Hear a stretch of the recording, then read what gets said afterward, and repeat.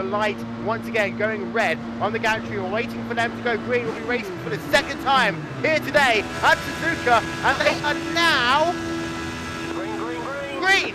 And we're away, and Malo gets a good start. The Korean gets a good one. He'll need to cover them off to come down. Oh, a great start by Timo Ivonen.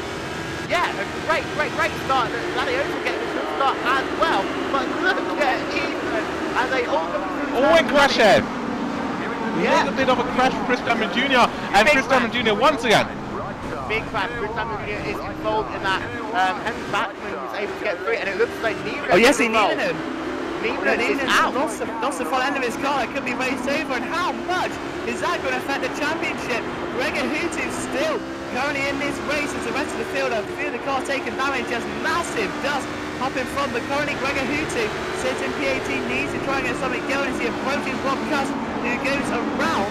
Now as Rob Cuss actually losing ground now as Heat2 goes around him as well, so it could be trouble there for Rob as he approaches now Conrad Hutton. So it looks like Heat2 moves in the field. Look at Apollo's off.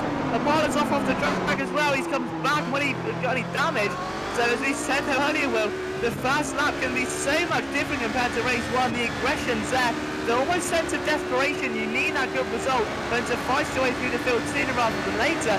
That was the key here today, but it's also about conserving it. It's Cronke, P17, and Dion Verge is going at it. Pablo Lopez really trying to make something of his race as David Williams almost tries to look at the inside now, but the begin to run 30R begins, and David Williams looking extremely handy right now. Going on the back of Pablo Lopez. Once again, Pablo Lopez can just not get away from the action this afternoon. As Williams looks up the inside there. Here we go. 3-1-30R. Lopez almost cuts across.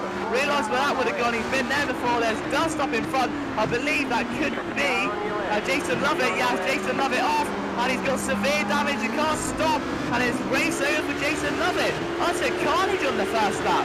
If you compare that to the first lap of race one, I think it's a completely different series, Will. However, your race leader still is Jonas Nukarinen, and that just proves my point. Yeah, it does. Vanessa Jonatana looks as though he's out the race. Daniel Lopez out the race. Yes, he needed an out of the race.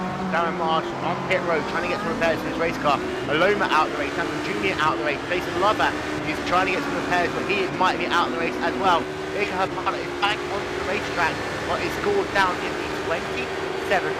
Beautiful defensive driving on the outside line, managing to take what is now third position on the racetrack. And Cronin now trying to go down to the rear of Isman Balal, who in turn is keeping right with the Korean in the battle for the first position. So you've got Cronin, Balal and Korean within 1 second of each other on the racetrack.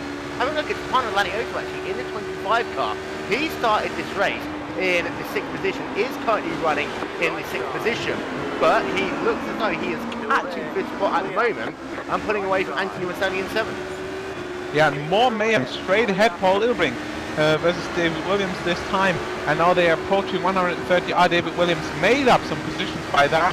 Now he had one of the trucks had a great start. He's now sat in the 9th position after starting this race in the 15th spot. Checking in, however, on Gregor Heat2, and he's down in the 18th position at the moment. I can't interrupt you. Carnage out. Pablo Lopez once again being involved in that one. He's come out unscathed, but the one man he has in is David Williams. They both got an entangle. Williams scampers across the travel, gets back on track now. The absolute carnage again. Lopez involved in that one. I'm not too sure who was to blame, but a massive miss. I could quickly take a look. I think it was, yeah, Lopez gave a bit nudge, missed time to break in. Nothing Williams could do there. It was not at fault at all. And the skips across the grass keeps it out the wall. But I wonder if there's any lasting damage to Williams' car. Indeed, and also any damage to Lopez's car. So he got a very big hit there to Daniel Williams. And Lopez there, see, he was trying to work straight through the field after a disastrous first race. Looking as though this one is not going to go his way either. Dropping back through the field now. And Lopez, I'm sure the race control had a look at that incident, perhaps during the race here. Another driver who's had a very difficult day, Mr. GoPro Pablo Lopez. Just seems as though race number 1 can't go your way. Yeah, well, I had 2 hits from behind, one from Darren and another for my teammate Jeremy. My car doesn't have the straight line speed as I want, so I had to defend all the way. And then in the second to last lap, in 130R, I had a crash with Danny. I think it was a racing incident, but well, it made me to start from 22 on the second one. This start was a bit messy, and turn one I was 3 wide with 3 ID guys, and then I had to avoid the crash and go to the grass, but I was okay with no damage. And then when I was following the 3 ID guys with loud on force, I couldn't avoid David because he braked early, and because the cars in front were battling, and I couldn't avoid. I didn't notice that, and I crashed. And after I received the black flag, I retired. But it was good.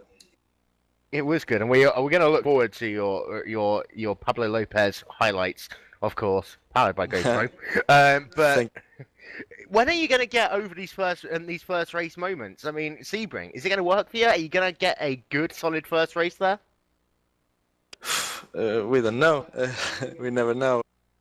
This race we hadn't quite the good setup, and we did some last moment change that worked, but don't know to Sebring. It's a good track for the car, I think.